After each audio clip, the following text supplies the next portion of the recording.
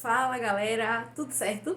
Aqui é a professora Lívia Couto de Língua Portuguesa e hoje nós estamos aqui novamente para aprender um assunto bem legal, fácil. Temos conceitos que a gente tem que pegar, né, memorizar, mas o assunto não é dos mais difíceis da língua portuguesa, tá? O tema de hoje é ou são as vozes verbais. O que são as vozes verbais? Quando a gente aprende verbo lá atrás, quando a gente entende que verbo pode ser um verbo de ligação, pode ser um verbo de ação, pode identificar, né, ou indicar algo relacionado a um fenômeno da natureza, nós aprendemos que esse verbo, ele flexiona em 5 posições, tá? Eu tenho a flexão do verbo em número, em pessoa, em tempo, em modo e voz. É diferente daquela flexão do substantivo e do artigo e do adjetivo, por exemplo, de gênero, número, né? O grau que vem depois. Nesse caso aqui, ele vai flexionar em 5 coisas, que seria o número, singular e plural, né? Eu tenho o verbo chegou, eu tenho o verbo chegaram. O verbo chegou indica algo que vem no singular, o menino chegou. Eu tenho chegaram, que já traz uma ideia, né, de pluralidade, não é um menino. Chegaram da ideia de que tem mais de uma pessoa. Então o verbo ele acompanha essa movimentação de quantidade. Eu tenho também a flexibilização de pessoa, né? Onde é que ele vai flexionar em pessoa? Eu tenho os pronomes pessoais do caso reto, que são responsáveis em conjugar os verbos que a gente conhece, né? Então eu tenho o eu amo, o tu amas, ele ama, nós amamos, vós amais e eles amam. Essas pessoas são responsáveis pela conjugação do verbo e indicam a posição da pessoa, né? Eu indica algo que se trata diretamente de mim, eu tenho tu, que já é aquela pessoa, ele, que já vem terceira pessoa, e assim por diante. Tranquilo? Depois do número e da pessoa, nós temos o tempo. O tempo é algo que normalmente quebra a cabeça da gente, né? As pessoas comparam muito o inglês com o português. Ah, mas no inglês não tem tudo isso. O português tem, a gente tem que aprender, né? E eu sempre digo que quem domina a língua portuguesa domina qualquer idioma com muita facilidade. Então, vamos lá. Eu tenho o presente, eu tenho pretérito perfeito, pretérito imperfeito, pretérito mais que perfeito, futuro do presente e futuro do pretérito. Em breve nós teremos uma aula só sobre os verbos, tá? Hoje eu tô aqui pincelando um pouquinho para vocês entenderem de onde que essas vozes surgiram, tá bom? Depois do número da pessoa e do tempo, nós temos um modo. Nós temos 3 modos verbais. Indicativo, algo que de fato está acontecendo, vai acontecer ou já aconteceu. Eu tenho o subjuntivo, que é aquele verbo que me traz uma hipótese, né, que é justamente aquela ideia do que, do se e do quando, né, algo que talvez aconteça, talvez aconteceu ou talvez acontecerá. Eu tenho o verbo no modo imperativo, que é aquele verbo que indica ordem, pedido, súplica, né, vem aqui, vamos aprender. Eu sempre estou aí num tom injuntivo, trazendo a ideia de que é uma ordem. E por último, e não menos importante, nós temos as vozes verbais. O que são as vozes verbais? Eu tenho a voz ativa, a voz passiva e a voz reflexiva, ou seja, vai indicar qual é a posição do meu sujeito dentro da minha oração. Se o meu sujeito ele é praticante da oração, se o meu sujeito ele sofre a ação, ou se o meu sujeito consegue praticar e sofrer ao mesmo tempo. E qual é a grande sacada desse assunto? Normalmente é ensinado às crianças, lá no Fundamental 1, que o sujeito é aquele ser que pratica a ação. E hoje nós vamos ver que para ser sujeito não precisa só praticar a ação. Eu também posso sofrer a ação e ser sujeito. E é a partir disso que nós vamos aqui iniciar a aulinha de hoje, certo? Qualquer dúvida que vocês tenham, vai anotando aí no caderno para vocês colocarem lá no Google Sala de Aula ou aqui mesmo no YouTube que eu respondo para vocês, tá bom? Então vamos lá. Nós temos aqui 3 vozes verbais, voz ativa, voz passiva e voz reflexiva. Cada uma dessas vozes tem a sua particularidade, elas não são difíceis de assimilar e vocês vão conseguir compreender de maneira muito tranquila, tá? Primeiro aqui, voz ativa. O próprio nome já diz muita coisa, né? Se é uma voz ativa, é algo que vai ser praticante, é algo que vai tomar iniciativa, vai partir dessa voz aqui. Como eu não tenho um quadro muito grande, eu não posso colocar muitos exemplos, e como também eu não posso dar uma videoaula de 2 horas, a ideia é compactar o máximo possível, eu já trouxe aqui as orações prontas para nós fazermos umas análises aí simples, para conseguir entender direitinho o que significa cada uma dessas vozes aqui. Primeira oração que eu trouxe para que a gente analise é aqui, ó, o menino comeu o bolo. Até aqui, aluno do 8º ano, essa aula é voltada para os meninos do 8º ano, até aqui vocês já sabem como é que se faz uma análise sintática simples, né? Primeira coisa, a gente procura o verbo na oração, a gente tenta localizar esse verbo, a gente pergunta ao verbo algo e a resposta que esse verbo nos traz faz com que a gente identifique se existe sujeito, se não existe, onde ele está e qual é o tipo, tá? Então, o menino comeu o bolo é a minha oração base, procuro o verbo, tá aqui comeu, marcadinho já, e a minha pergunta é, quem ou o que comeu o bolo? Minha resposta vem muito fácil, o menino é o meu sujeito. Pelos termos essenciais da oração, sujeito predicado, isso aqui seria um sujeito simples, porque só tem um único núcleo, e é um sujeito que diz apenas uma única pessoa. Foi o menino que praticou a ação de comer o bolo. Mas nós não estamos falando aqui de análise sintática propriamente dita, estamos falando de vozes verbais. Nesse caso, para além da questão da semântica, para além da questão da sintaxe, a semântica é muito importante. Quando eu percebo que tem um menino, um agente aqui, causador de uma ação, e esse agente é o menino, eu percebo que ele praticou a ação. Se ele praticou a ação e a ação foi comer o bolo, logo eu tenho um sujeito agente. É isso mesmo, agente juntinho, não é para ter medo, né, que tem o agente separado, a gente junto. Esse aqui é aquele agente da FBI mesmo, juntinho, coladinho. Quem colocar a gente junto aqui não tá errando, tá acertando. Então, o menino, como ser praticante e protagonista da ação de comer o bolo, se torna, na voz verbal, a voz ativa seria um sujeito agente. Lívia, então ele deixa de ser um sujeito simples? Não, ele também é um sujeito simples. Mas aqui nós não estamos fazendo uma análise sintática regular. Aqui nós estamos estudando a posição dentro do que seria uma voz verbal, certo? Então, o sujeito praticou a ação, ele foi responsável pelo acontecimento da ação, a gente acredita a ele o sujeito agente. A minha voz é ativa e o meu sujeito é agente. Tranquilo até aí? Qualquer dúvida, anota e coloca aqui no YouTube ou lá no Google Sala de Aula. Massa? Recapitulando, a voz verbal ativa me apresenta sempre um sujeito agente responsável em praticar a ação, ou seja, a ação parte dele, tá? O segundo tipo que nós temos é a voz passiva. O próprio nome já diz também bastante, se é passiva é algo que vai receber. Nós costumamos dizer que é quando o sujeito ele sofre a ação ou ele recebe a ação. E aí a gente quebra aquele paradigma que nos é ensinado lá atrás, de que para ser sujeito tem que praticar a ação. Aqui a gente vê que eu posso ter um sujeito que não pratica a ação, que sofre e não deixa de ser sujeito por causa disso. O sujeito não necessariamente é alguém que faz a ação. O sujeito é aquela parte da oração que algo é dito sobre ele, seja praticando ou sofrendo, tá bom? Então, aqui dentro da voz verbal, da voz de verbo, a passiva. Diferente da ativa, que é muito fácil, a passiva já tem aí uma inclinação, né? Eu tenho dentro da passiva dois tipos. A passiva analítica e eu também tenho a passiva sintética. Quem estudou comigo ano passado, no 7º ano, vai lembrar que lá quando a gente conjugou e estudou, né, os graus dos substantivos e dos adjetivos, o nome analítico e sintético apareceu. Então, segue aquela mesma ideia de que o analítico explana e o sintético resume. É basicamente por esse caminho. Então, quando é que a minha voz passiva vai ser analítica? Quando eu tiver o verbo ser mais o particípio desse verbo. Eita, a gente tem que lembrar um pouquinho de formas nominais do verbo. Então, vamos lá, rapidinho. Eu tenho aqui a voz ativa, a voz passiva e a voz reflexiva. A ativa é quando o meu verbo, ele pratica a ação. O meu sujeito, ele pratica a ação. Na passiva, eu divido em analítica e sintética. E eu preciso lembrar o que é o particípio. Então, eu tenho 3 formas nominais. Eu tenho o infinitivo, o gerúndio e o particípio. O que seria o infinitivo? É aquele verbo que ainda não foi conjugado. Eu costumo dizer que é o verbo na forma bruta. Andar, comer, dormir, estudar, acordar, né? Perrear.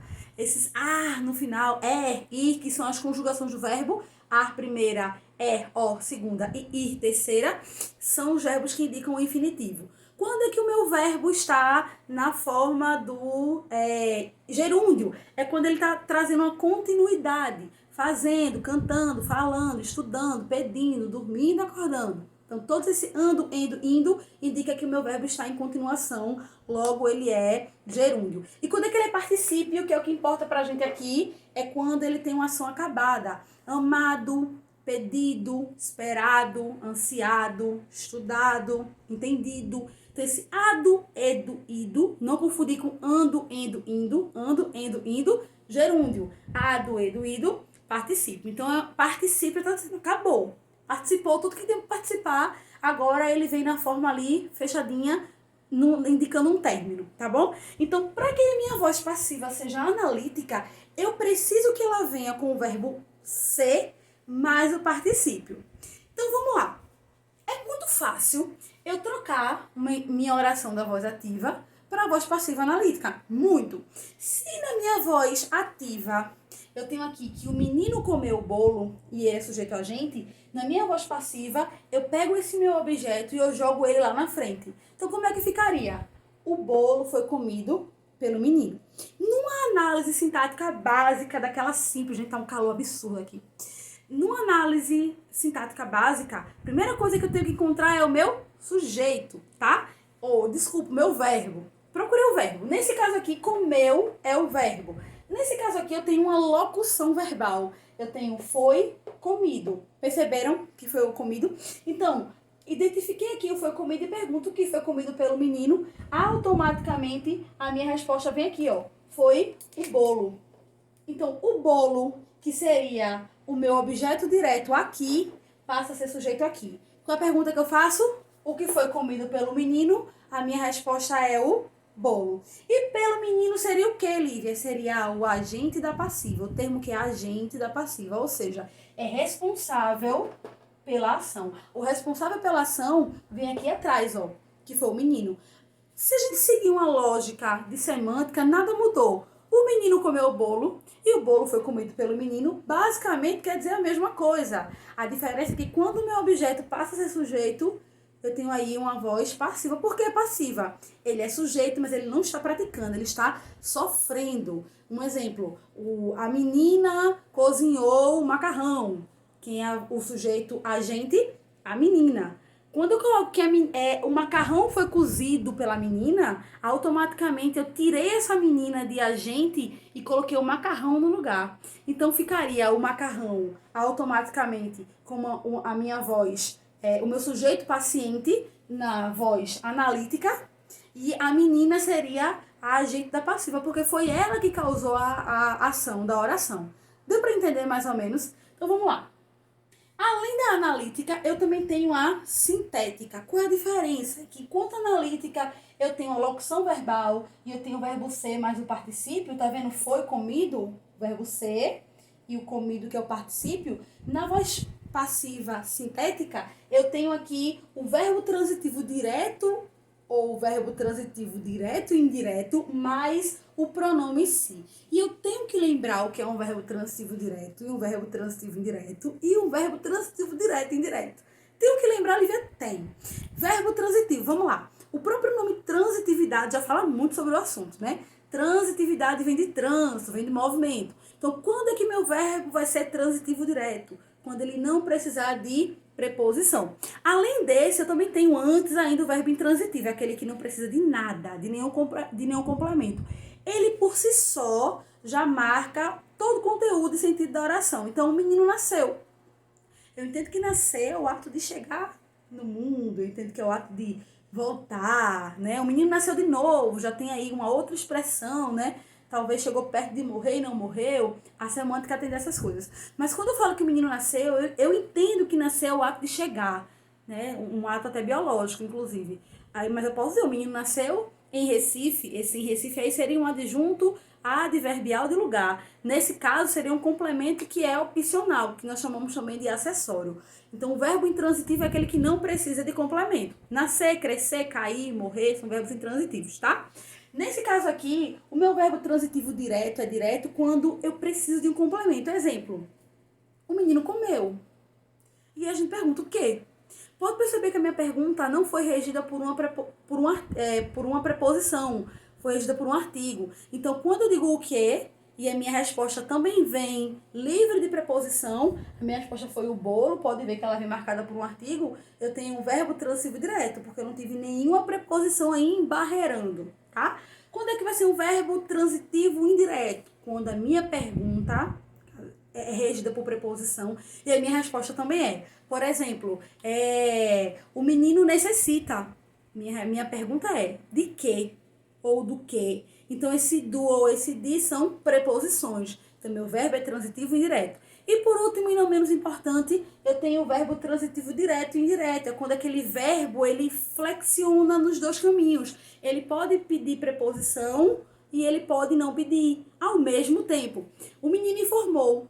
Quem informa algo a alguém. Então, um exemplo, o menino informou a notícia aos seus pais. Então, o menino informou o que? A notícia a quem? A seus pais. Em breve, nós teremos uma aula só sobre isso aí.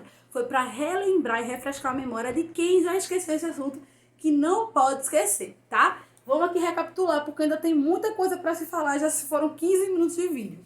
Então, quando eu venho aqui para minha voz verbal passiva, a analítica nós vimos que precisa de uma locução verbal, eu preciso do verbo ser mais o particípio, e o que seria objeto passa a ser sujeito, eu jogo ele lá para frente e ele está sofrendo ação, ele não está praticando, mas ele é o sujeito. Quando ele vem na forma sintética, ele pode ser verbo transitivo direto ou verbo transitivo direto e indireto, e ele precisa do pronome se. Então vamos lá, o exemplo aqui, comeu-se o bolo. Eu consigo dizer quem comeu o bolo? Sem contexto, não. Né? Comeu-se o bolo. Quem comeu o bolo a gente não sabe. Mas comeu-se pede a pergunta, o quê? E tem a resposta, o bolo. Se a pergunta é o quê, eu tenho um verbo transitivo direto, eu não tenho preposição. E se a minha resposta é o bolo, eu ratifico a minha informação. No bolo não tem nenhuma preposição. A minha resposta continua sendo voltada e pautada no artigo. Logo, eu tenho aqui uma voz sintética, porque esse se aqui aparece e ele indica um verbo transitivo direto. Outra coisa, comeu-se o bolo, eu não sei quem praticou a ação. Por que ela é passiva? Porque ela está sofrendo. O bolo aqui continua sofrendo. A gente já não sabe quem foi que praticou a ação. É por isso que a voz é passiva sintética. A analítica, eu tenho a locução verbal. E na sintética, eu tenho o se mais um verbo que pode ser direto, verbo transitivo direto ou verbo transitivo direto e indireto. É aquele bitransitivo que a gente conhece, tá?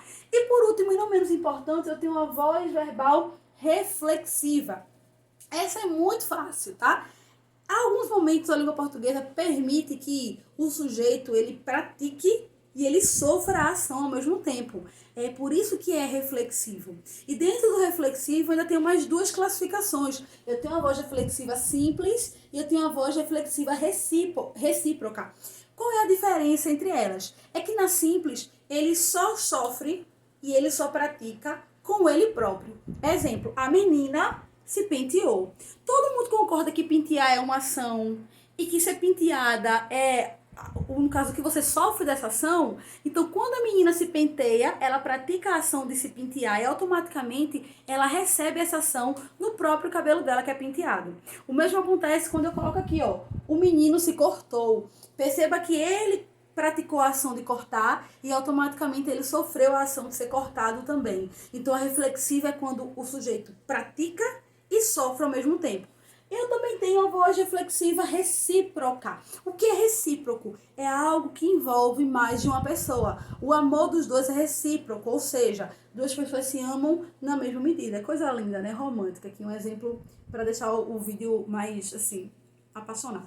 Nesse caso aqui, quando eu coloco os meninos se abraçaram, percebam que os meninos praticam a ação e automaticamente eles recebem a ação. Porque o abraço é isso. Eu abraço a pessoa me abraça. À medida em que eu pratico a ação com essa pessoa também pratica a ação comigo. À medida que essa pessoa recebe a ação de ser abraçada, eu também recebo da mesma forma. Eu também tenho um exemplo assim, do casal se beijou. O beijo também é recíproco. Quem automaticamente dá o beijo, né? Só aquele beijo lá, novela das nove, aquela coisa apaixonada. A pessoa que dá o beijo lá, apaixonado, romântico, ela pratica a ação de beijar e também recebe a ação de ser beijado ao mesmo tempo.